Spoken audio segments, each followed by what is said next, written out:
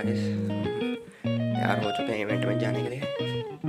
तो नहा लिए, अभी 8:25 हुए और 8:50 तक विश्वविद्यालय पहुँचना। तो चलते नीचे ब्रेकफास्ट करके और जाते हैं विश्वविद्यालय। सो ब्रेकफास्ट करके हम निकल चुके हैं विश्वविद्यालय की ओर।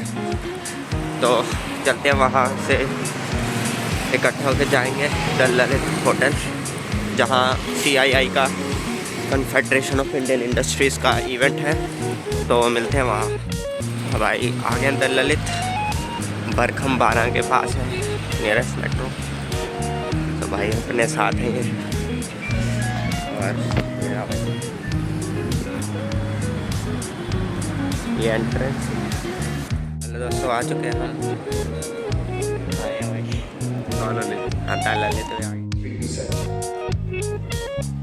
It's not only the concept that should worry us, but also that we've been at roughly this level for the last 40 years.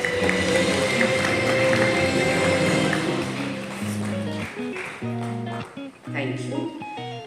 We now have a defense and aerospace sector.